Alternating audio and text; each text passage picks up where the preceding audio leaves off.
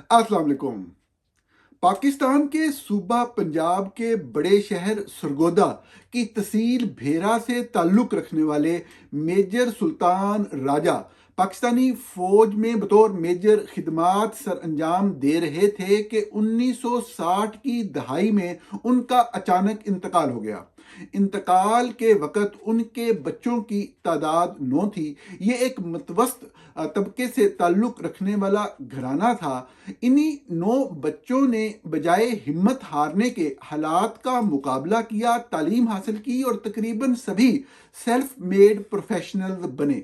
मेरे आज के प्रोग्राम का ताल्लुक इन बच्चों में से नादरा के रिकॉर्ड के मुताबिक 5वें नंबर पर आने वाले जलाल सिकंदर से है, जिनको पाकिस्तान में सिकंदर सुल्तान राजा के नाम से जाना जाता है। सिकंदर सुल्तान राजा एक अगर ज़हीन नहीं भी तो बहुत मेहनती इंसान ज़रूर थे, क्योंकि पाकिस्तान में जो तालीम का निज़ाम है वो जहानत से ज़्यादा आपकी मेहनत और रट्टे के सिलसिले को देखता है। सिकंदर सुल्तान बाकायदा तौर पर एक जो मेरिट बनाया जाता है हमारे यहाँ इंजीनियरिंग का या मेडिकल का, वो करके वो बाकायदा निश्तर मेडिकल कॉलेज मुल्तान तक पहुँचे, बाकायदा MBBS की तालीम हासिल की। वहाँ से किसी भी तरीके से वो ट्रांसफ़र हुए किंग एडवर्ड मेडिकल कॉलेज में, जहाँ से उन्होंने MBBS की डिग्री हासिल की। इसके बाद उन्होंने मुकाबले का इम्तिहान दिया। 1987 में कंपटीशन पास किया। 15वें कॉमन में DMG ग्रुप में उनका नाम आया। ट्रेनिंग के बाद 1999 में उनकी पहली तैनाती मुल्क के दारुल खलाफा में बतौर असिस्टेंट कमिश्नर हुई।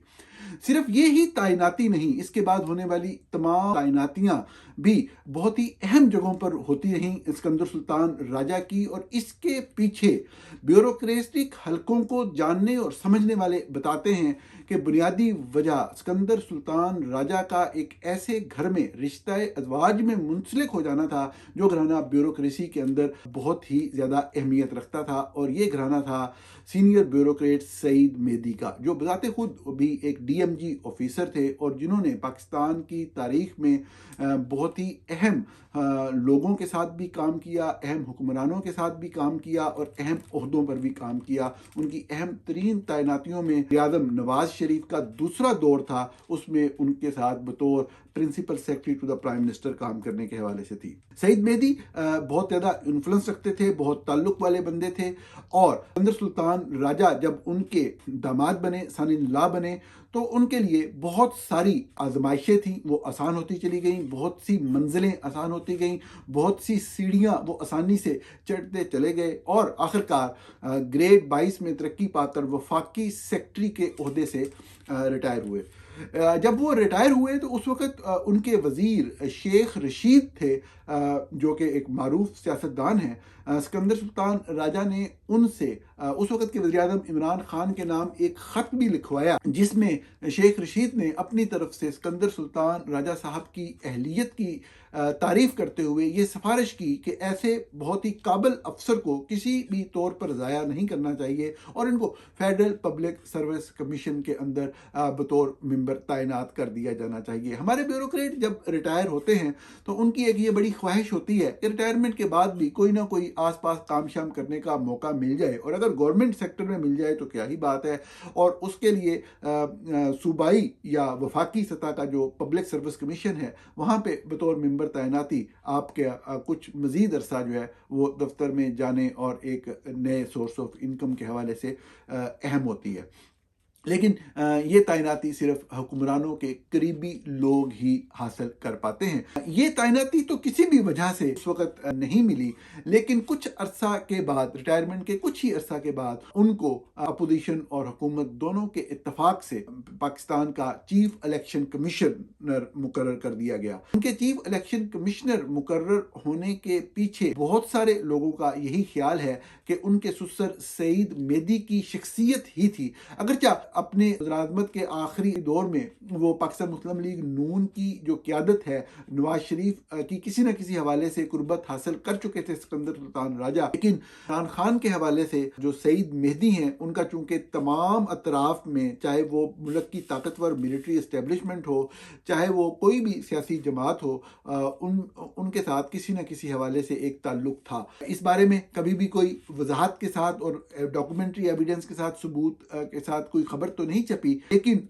जो डेवलपमेंट्स होती रहीं उनकी बुनियाद पे यही असर कायम हुआ कि यकीनी तौर पे एक ऐसी सूरत हाल में जहाँ पे एक तरफ इमरान खान जैसा शख्स वज़ीर आज़म है जो कि अपने जो मुखालिफ जमातें हैं उनके बारे में बड़े सख्त रवैया रखते थे, खुसूसन वज़ीर आज़म होते हुए बहुत सख्त अल्फाज भी इस्तेमाल करते थे, और दूसरी तरफ जो अपोजिशन थी वो भी इक्वली हॉस्टाइल थी, तो उनका इत्तफाक हो जाना किसी एक बंदे पर, वो सिकंदर सुल्तान राजा के जितना भी ताल्लुक होता, उनकी जो भी प्रोफाइल होती, उसकी वजह से मुमकिन नहीं था। यकीनी तौर पे इसमें भी सईद मेहदी साहब जो हैं, उनकी जो शख्सियत थी, जो काबिल कबूल थी तमाम अतराफ में, उसी का ही एक अमल दखल था। शायद दोनों अतराफ ये समझ रही होंगी कि अगर कभी कोई मसला हुआ तो सईद मेहदी साहब के ज़रिए वो मसला हल करवा लिया जाएगा।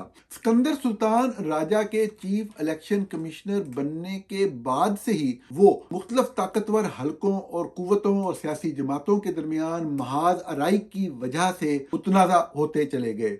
मुख्तलिफ अतराफ से उनके ऊपर इल्ज़ामात लगना शुरू हुए और फिर आखिरकार 2024 के फरवरी का इलेक्शन, जो कि पूरी दुनिया के सामने एक इस अंदाज में हुआ कि उसके ऊपर ट्रस्ट नहीं किया जा सकता था। राजा साहब पर लगने वाले इल्जामात के हवाले से बहुत सी बातें की जाने लगी। बहुत सारे चीजों के अंदर जो मामला जरा कोई ऑब्वियस लग रहे थे, उनको फॉलो करने की कोशिश की फैक्ट फोकस की टीम ने, और ऑन ग्राउंड ऐसी जगहों का जायजा लिया गया, कुछ डॉक्यूमेंट्स का मुशाहिदा किया गया, कुछ लोगों से बात की गई, तो अपेरेंटली ये चीज सामने आना शुरू हुई कि यकीनी तौर पर बात जगहों पे कुछ प्रॉब्लम्स हैं।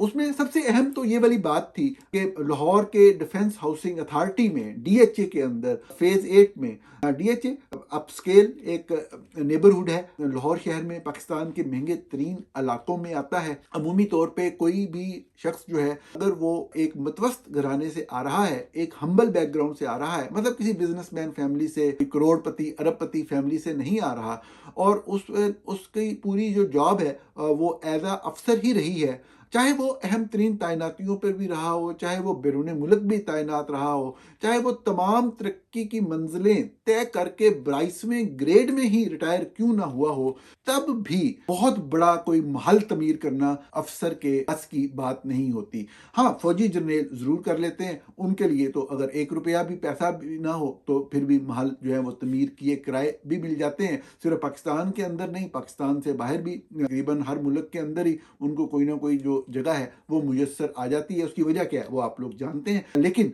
जो पहली चीज थी वो डीएचए के अंदर मुख्तलिफ प्लॉटों को जोड़कर एक ऐसी जगह थी जिसमें एक घर को 3 तरफ से मेन रोड्स लगती थी और एक तरफ एक एली थी, यानी कि चारों तरफ आप कह लें कि रोड्स थे। एक बहुत बड़ी कंस्ट्रक्शन हो रही थी जिसके बारे में इस शक का इजहार किया जा रहा था कि ये जो महलनुमा मेंशन बन रहा है ये पाकिस्तान के chief election commissioner Sikandar Sultan Raja की मिल्कियत है। लेकिन इस बात के कोई भी शवाहिद मौजूद नहीं थे। ऑन ग्राउंड विजिट भी किया गया, देखा भी गया, बहुत ही आलिशान पुरशिकवा एक महल तमीर यकीनी तौर पे हो रहा था, लेकिन उसकी मिल्कियत के बारे में किसी तरह के कोई शवाहिद जो हैं वो नहीं मिल रहे थे। क्यों सिकंदर सुल्तान राजा साहब ने भी सही तरीके से ली होगी, लेकिन मैं आपके सामने जो शवाहिद हैं वो भी सूरत हाल मेरे नोटिस में है, मैं वो आपको वन बाय वन एक्सप्लेन करता चला जा रहा हूँ। ये फैसला करना कि कुछ गलत हुआ या नहीं हुआ ये आपका काम है, इसके ऊपर मैं कोई भी जजमेंट नहीं दूंगा। तो ये जो पैलेस बन रहा था ये मतलब थोड़ा सा क्वेश्चनेबल था, और इस हवाले से भी कि ये किस तरह से प्लाटों को जोड़ा गया है और किस तरीके से ये सारा मामला किया गया है, और इतना बड़ा महल जो है वो तामीर हो रहा है जिसकी ओनरशिप में कोई बिजनेसमैन तो खैर सामने नहीं आ रहा, डीएचए के लोग जो हैं वो उसकी ओनरशिप के हवाले से कोई भी मालूमात नहीं दे रहे थे। इस हवाले से भी मामला थे। इसी तरीके से कुछ और मामला, कुछ और चीज़ें भी थी, लेकिन उनके कोई डॉक्यूमेंट्री एविडेंस नहीं थे। कुछ टैक्स रिटर्न्स के हवाले से ये पता लगा कि सुल्तान राजा साहब एक कमर्शियल इनकम जाहिर कर रहे हैं जो कि बहुत ही अहम बात थी कि उनके पास कोई ऐसा नॉन जो एक बिजनेस है या कोई कमर्शियल प्रॉपर्टी है वो उनके पास नहीं थी। तो ये यकदम कौन सी कमर्शियल प्रॉपर्टी आ गई और ये किस तरह से आ गई, और जिससे उनको एक बड़ी रकम भी जो है वो बड़ी आमदन भी जो है वो यकदम शुरू हो गई। अब इन चीज़ों को जब फॉलो किया गया तो ये पता लगा कि अब्दालियन कोऑपरेटिव हाउसिंग सोसाइटी है एक लाहौर में, उसके अंदर कोई 2 प्लॉट्स हैं बड़े बड़े 1.5 कनाल के, और वो इकट्ठे हैं। और वो जो प्लॉट्स हैं ना वो उनको कमर्शियल दिखाया जा रहा है, और कोई बहुत बड़ा बिजनेस है, बहुत बड़ा बिजनेस और बहुत ही बाअसर कोई बिजनेसमैन है, वो उसके कोई जो उसके किराए के मद में पैसे दे रहे हैं सिकंदर सुल्तान राजा साहब को।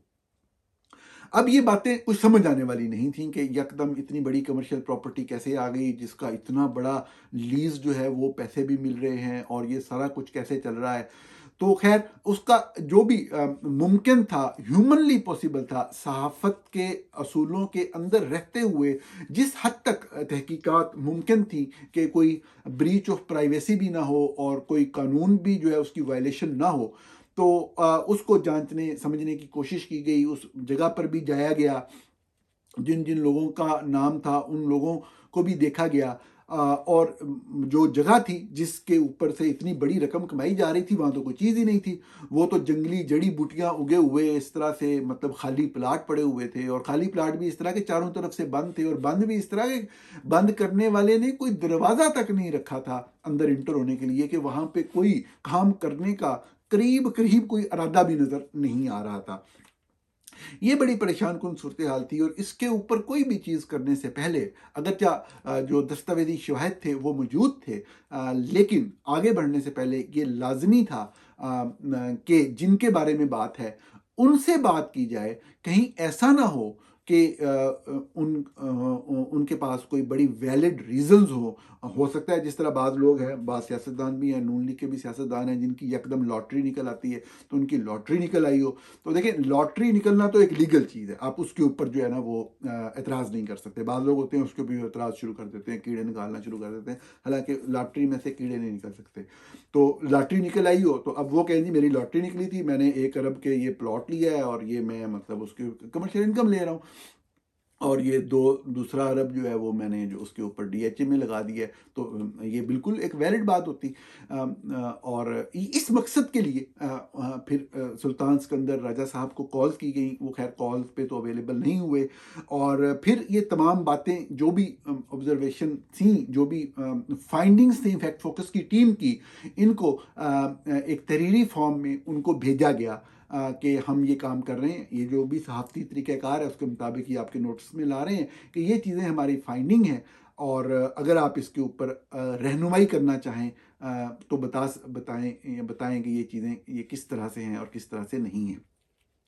तो जब सुल्तान सिकंदर राजा साहब को ये बताया गया कि हमने ये चीज़ें फाइंड की हैं, तो उन्होंने बड़ी कमाल शफ़क़त का मुज़ाहरा करते हुए एक इंटरव्यू दिया फैक्ट फोकस को, और उस इंटरव्यू में जो उन्होंने चीज़ें कहीं वो हमने फैक्ट फोकस ने एक नई इन्वेस्टिगेशन जारी की है कल के दिन, वो आप पढ़िए, मैं उसका डिस्क्रिप्शन में लिंक भी देता हूँ, इंग्लिश की खबर का भी और उर्दू में जो उसकी ट्रांसलेशन है उसका भी।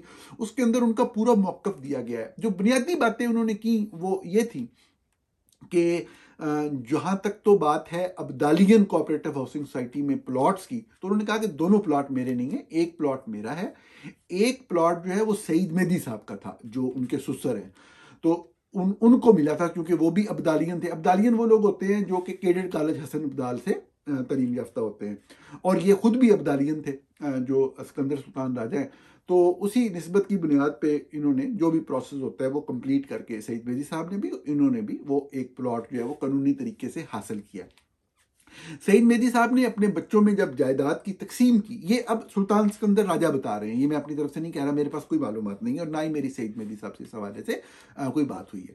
तो उन्होंने बताया कि उनका जो प्लाट था वो उनकी बेटी के नाम पे आ गया, जिनका नाम रबाब सिकंदर है, और रबाब जो हैं वो अहलियां हैं सिकंदर सुल्तान राजा साहब की। और वो प्लॉट जो है वो उनके नाम पे आ गया। और वो नाम पे आने के बाद, नाम पे तो आ गया, लेकिन ये मुझे वैसे समझ नहीं आई उन्होंने जो इंटरव्यू दिया उसके दौरान, कि वो प्लॉट उनकी अहलिया का के नाम पे आ गया, लेकिन वो इनके प्लॉट के साथ कैसे आ गया ऑटोमेटिकली, नंबर वन। और नंबर टू, ये बड़ी ही एक प्राइम लोकेशन के ऊपर हैं दोनों प्लॉट इकट्ठे। तो ये क्या पहले से ही इसी प्राइम लोकेशन पे थे, या ये भी किसी तरीके से आए, मूव हुए प्लॉट कैसे, ये बात मुझे वैसे समझ नहीं आई। लेकिन बहरहाल ये उन्होंने बताया कि इस तरह से ये दो प्लॉट जो हैं ये इकट्ठे हुए। फिर उन्होंने कहा कि जो अब्दालियन सोसाइटी की जो मैनेजमेंट थी, उन्होंने ये फैसला किया कि हम जो है ये जिस जगह पे ये प्लॉट है, जो मैं खुद बता रहा हूँ आपको कि एक अहम लोकेशन है, तो इसको वो कमर्शलाइज करने का उन्होंने फैसला कर दिया। और एक प्रोसेस था जिसको फॉलो किया जाना था, तो सिकंदर राजा साहब ने भी और लोगों ने भी वो जो प्रोसेस था उसको फॉलो करके, और उसकी कोई फीस होती है, सोसाइटी भी फीस लेती है, एलडीए वाले भी फीस लेते हैं, ये सिकंदर साहब ने बताया कि वो फीसें भर के उन्होंने उसको आज से तकरीबन 2 साल से ज़ायद अरसा पहले वो उनका वो कमर्शियल हो गया। अब कमर्शियल तो हो गया, लेकिन उसके ऊपर साफ ज़ाहिर है कि ये मसला बना कि पिछले साल जब अब्दालियन सोसाइटी के इलेक्शन हुए और नई मैनेजमेंट आई, तो उन्होंने कहा कि ये तो बिल्कुल इलीगल है। अब होता ये नाज़रीन, जब भी कोई नई सोसाइटी बनती है, तो जो भी अथॉरिटी अप्रूवल देती है हाउसिंग सोसाइटीज़ के बनने की, वो एक ले आउट प्लान जो होता है उसकी अप्रूवल देती है। उसके अंदर क्या होता है कि जी इतना हिस्सा रेजिडेंशियल होगा। अब लोगों की ख्वाहिश क्या होती है, जो ये ज़मीन लेते हैं और बनाते हैं, उनका होता है जी हम चंद सड़कें बना दें, प्लाट निकाल दें और हर प्लाट हमारा बिक जाए। ना वो वहाँ पे कोई पार्क रखते हैं, ना वो कोई मस्जिद की जगह छोड़ते हैं, ना वो कब्रिस्तान की जगह छोड़ते हैं, ना ही वो कोई ओपन स्पेस छोड़ते हैं, ना कोई पब्लिक बिल्डिंग की जगह छोड़ते हैं। तो उनका तो ये होता है कि जी हमारे सारे प्लाट बिक जाएँ और हमें मैक्सिमम पैसा आए।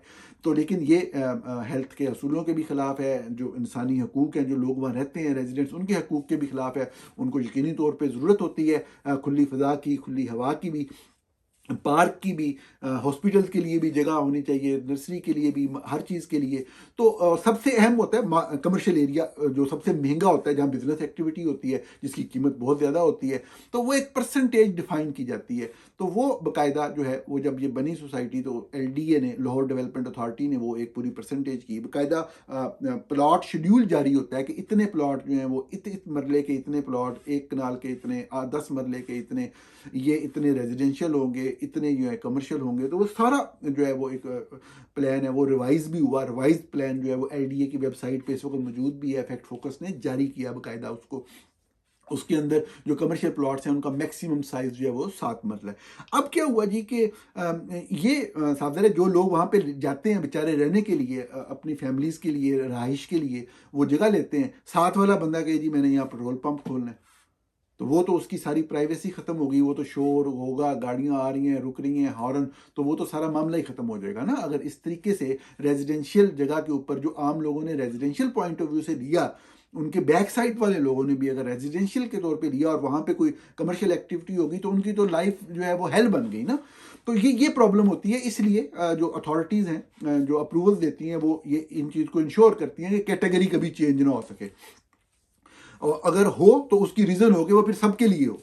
ये नहीं कि एक साइड की हो गई, ये पिछली साइड की नहीं हो रही, और साथ वाले की हो रही है और इसकी नहीं हो रही, या वो एक कोई कोई उसका प्रिंसिपल हो बेशक। और जो रेजिडेंशियल एरिया डिक्लेयर हो गया वहाँ तो हो ही नहीं सकती, ताकि लोगों की ज़िंदगी जो है या उनकी इन्वेस्टमेंट जो है वो ज़ाया ना हो। अब इनका जब हुआ, तो नई जो मैनेजमेंट आई, उन्होंने कहा कि ये तो बिल्कुल गलत बात है, ये बिल्कुल गलत हुआ था, गैर कानूनी हुआ था, और हम इसको रिवर्स करते हैं। और उन्होंने क्योंकि था ही बुनियादी तौर पे गैर कानूनी, तो उन्होंने सबको कह दिया कि आप आएँ, जिन्होंने ये काम किया था अपने पैसे वापस लें, और ये आज के बाद ख़त्म है। जब सिकंदर सुल्तान राजा साहब को इस बात का पता लगा, तो ये अब वो खुद बता रहे हैं, ये जितनी मैंने कहानी सुनाई है, ये सिकंदर सुल्तान राजा साहब खुद बता रहे हैं कि इस जो मैनेजमेंट नई आई, इन्होंने आके उसको ख़त्म कर दिया। इन्होंने जब ख़त्म कर दिया, तो राजा साहब कहते हैं जी कि जो कानूनी माहिर हैं वो कहते हैं कि अगर इस तरह का मामला हो जाए, कोई मैनेजमेंट इस तरह की चीज़ करे, तो जो एग्रीव्ड पार्टी जो समझती है कि मैं एग्रीव्ड हूँ, वो सिविल कोर्ट जा सकती है, दावा कर सकती है। लेकिन सिकंदर सुल्तान राजा साहब ने ये किया, जो चीफ इलेक्शन कमिश्नर थे, उन्होंने कोऑपरेटिव डिपार्टमेंट जो है पंजाब का, पंजाब हुकूमत का, यानी कि पंजाब हुकूमत को अप्रोच किया और उनको एक पिटीशन दी और चंद और लोगों को भी साहब ज़रा कि उसकी रिक्वायरमेंट थी, तो वो करके उन्होंने पंजाब हुकूमत तो इंतज़ार कर रही थी कि राजा साहब का कोई चीज़ आए, अपेरेंटली ऐसे लगता है, लेकिन राजा साहब ने ये बताया कि जो उनका मौक़िफ़ है कि उन्होंने पिटीशन दी और चूँकि ये गलत कर रहे थे, कोई नोटिस वगैरह नहीं दिया था इन्होंने, तो वो उन्होंने उनका वो जो ऑर्डर था उसको विथड्रॉ करवा दिया। अब जो सोसाइटी के प्रेसिडेंट हैं वो तो इस मामले पे बात करने को तैयार नहीं है, शायद खौफजदा हैं। वो कहते हैं जी कि ये मामला अदालत में है, मैं इसके ऊपर बात नहीं करूँगा। सिर्फ उन्होंने इतना कहा कि ये काम उन्होंने नहीं किया, ये बिल्कुल इलीगल था और पिछली इंतज़ामिया ने किया। वो कोई भी तफसील देने से वो ग्रेज करते हैं। जो खालिद शफीक बाजवा इस वक्त मौजूदा सदर हैं इसके, मेरी उनसे 2 मरतबा बात हुई और उन्होंने ये ज़रूर कहा कि ये बिल्कुल इलीगल था और ये पुराने लोगों ने किया था। हमारा वकील जो है वो हमारा मौक़िफ़ जो है वो मुतलका अदालत मुतलका फ़ोरम में रख रहा है। लेकिन राजा साहब ने मुझे बताया, उन्होंने एतराफ़ किया कि जब उन्होंने ये पिटीशन की और ये मामला किया तो कोऑपरेटिव डिपार्टमेंट की इंटरवेंशन के बाद वो वाला लेटर विथड्रॉ हो गया। यानी कि वो जो मैनेजमेंट ने नई अपनी समझ के मुताबिक, कानून के मुताबिक कोई कार्रवाई करने की कोशिश की, वो भी ख़त्म हो गई। एलडीए सोया हुआ था, लाहौर डेवलपमेंट अथॉरिटी, उन्होंने क्यों बीच में आना था? हालांकि उनके अपने रिवाइज प्लान की खिलाफ वर्जी हो रही थी। मैंने एलडीए से भी रब्ता किया, उन्होंने मुझे कोई जवाब नहीं दिया इस सारी सूरत हाल के ऊपर। कोऑपरेटिव डिपार्टमेंट में नवीद हैदर शराजी जो हैं वो प्रोविंशियल सेक्रेटरी हैं, उनको मैंने रिक्वेस्ट ज़रूर की कि आप मुझे गाइड करें। उन्होंने कुछ वक्त दिया लेकिन उन्होंने भी जवाब नहीं दिया। उन्होंने सिर्फ इतना कहा कि मैं आपको सिर्फ ये बता सकता हूँ कि this matter is pending in my court. तो वो मतलब है कि अपने ओहदे के हवाले से ये उनकी एक कोर्ट भी है और वो इसलिए वो उस पर कोई कमेंट नहीं कर सकते। लेकिन ये मामला मेरी अंडरस्टैंडिंग में जो भी था वो मैंने आपके सामने रखा कि किस तरीके से हुआ, किस तरीके से रेजिडेंशियल प्लाट पहले मूव हुए, एक जगह पे इकट्ठे हुए जो प्राइम लोकेशन थी, फिर उनकी कैटेगरी चेंज हुई, वो कमर्शियल बन गए रातों रात। और सबसे अहम चीज़, खैर ये तो उन्होंने इंटरव्यू में सारा एक्सप्लेन कर दिया। फिर मैं इस पर दोबारा आता हूँ, लेकिन मैंने फिर उनसे डीएचए वाला पूछा कि डीएचए के अंदर कुछ प्लॉट मर्ज करके इस तरह बनाए जा रहे हैं डीएचए के फेज़ 8 में और लोग कह रहे हैं वो आपका। तो उन्होंने कमाल मेहरबानी की, उन्होंने कहा कि ये बात दुरुस्त है कि मैं बना रहा हूँ लेकिन मैं इतना बड़ा नहीं बना रहा जितना बड़ा आप कह रहे हैं। मेरे सिर्फ एक एक कनाल के 2 प्लाट हैं और अगर प्लाट साइड बाय साइड हों तो वो मर्ज हो सकते हैं, आमने सामने वाले नहीं हो सकते। ये बात उन्होंने बिल्कुल कही और ये हम कर रहे हैं कंस्ट्रक्शन। अब फिर हम लोग क्योंकि वहाँ पे गए और देखा तो वो तो क्लियरली पता लग रहा था कि एटलीस्ट वो 5 कनाल के करीब है, मतलब 5 कनाल नहीं भी है तो 4 कनाल से ज़्यादा जगह है, खुली जगह है। अगर आप जो एक्सटेंडेड एरिया उसको शामिल करें और जो पूरी 4 दीवारी और बिल्डिंग और पूरा पैलेस बना हुआ है, जो कि इफेक्ट फोकस ने उसकी वीडियो भी जारी की है उस जगह की, वो आप देख सकते हैं इफेक्ट फोकस की वेबसाइट पे। तो ये उन्होंने इंटरव्यू में पहले बता दिया था कि एक एक कनाल के 2 प्लाट हैं, तो शायद उन्होंने कोई लॉन की बात की, वो मेरी इतनी समझ नहीं है। मैंने फिर खैर उनको दोबारा लिखा, मैंने कहा कि आप जो कह रहे हैं वो समझ नहीं आ रहा, क्योंकि जो जगह मैं बता रहा हूँ और आप उसको तस्लीम भी कर रहे हैं कि वो आपकी है वहाँ पे, लेकिन वो तो बहुत बड़ी जगह है, 2 कनाल तो बिल्कुल नहीं है। फिर उन्होंने एक्सप्लेन किया कि वो वाकयातन 2 कनाल नहीं है, दरअसल उन्होंने कहा कि उनकी फैमिली ही एक और प्लॉट भी ऑन करती है, उनकी मिल्कियत में है और वो 2 कनाल का है और वो इत्तेफाक से इन 2 प्लाटों के जो मर्ज हुए हैं उनके बिल्कुल सामने है। तो उसको वो सिर्फ लॉन के तौर पे इस्तेमाल करेंगे और लॉन के तौर पे इस्तेमाल करने के लिए भी डीएचए की अप्रूवल ज़रूरी है। तो उन्होंने कहा जी डीएचए ने हमें अप्रूवल दे दी है कि आप इस्तेमाल कर लें, तो हम उसको बतौर लान सिर्फ इस्तेमाल करेंगे। और वो फिर साफ ज़ाहिर है कि वो जो जितनी भी कंस्ट्रक्शन हो रही है, जो कि बहुत अच्छी बात है, खुदा उनको मुबारक करे, ये वाला घर, ये डीएचए वाला, ये उन्होंने फिर कंफर्म किया इस तरीके से। इसमें सिर्फ एक मसला मेरे लिए रह गया। अब बाकी जो बातें थी, जो लोग बातें कर रहे थे, जो चीज़ें सामने आ रही थी, वो तो मैंने उनसे नहीं पूछी, इसलिए कि हर चीज़ का अभी तक वो नहीं था, शायद नहीं थे उस तरीके से कि उनसे उनके सामने बात रखी जाए। लेकिन ये चीज़ बड़ी क्लियर थी कि हमारी टीम जब अब्दालियन सोसाइटी वाले जो प्लॉट है जो कमर्शियल बनाए गए वहाँ गई, तो वहाँ तो घास फूस हुई है और वो मतलब है कि उनके टैक्स रिटर्न में ये आ रहा है कि जी ये तो मतलब है कि वो एक प्रॉपर्टी है जो कि कमर्शियल मतलब उस पर दी हुई है, लीज पे दी हुई है। तो ये बड़ी परेशान कुन बात थी। तो फिर उनसे दोबारा रब्ता किया गया और वो रब्ता करने पे वो नाराज़ हो गए कि आप बार बार एक ही मामले पे बात कर रहे हैं। लेकिन उन्होंने ये ज़रूर बता दिया कि जो हमारा मेन कंसर्न था कि यहाँ पे तो कोई एक्टिविटी नहीं हो रही, अल्लाह अलैह भी थे, कोई काम होवे थे, पैसे आपको आए तो हमें भी खुशी है, आप जितना मर्जी कमाएं, लेकिन अगर कोई बंदा मुल्क का ताकतवर तरीन मतलब लोगों में से आता है, बिजनेसमैन है और मतलब सारा कुछ है, तो वो अगर आपको पैसे दे रहा है तो उसकी कोई लॉजिकल, कोई थोड़ी बहुत वो कार्रवाई डालने के लिए ही वहाँ पे कोई ऐसे दो चार खंबे ही खड़े कर दे, तो वहाँ तो कुछ भी नहीं, वहाँ तो मतलब है कि जंगली जड़ी बूटियाँ हैं और वो दीवार तक नहीं टूटी हुई कि किसी का इरादा भी नहीं है आगे माजी आप कह लें, बल्कि मुस्तकबिल करीब में अंदर जाने का। तो उन्होंने कहा जी वो क्या कर सकते हैं, मैंने लीज पे देना था, मैंने दे दिया, अगला बंदा करे ना करे मैं क्या कर सकता हूँ। हाँ ये उन्होंने ज़रूर कहा कि हो सकता है वो कोई फॉर्मेलिटीज़ पूरी कर रहे हों या जो भी है।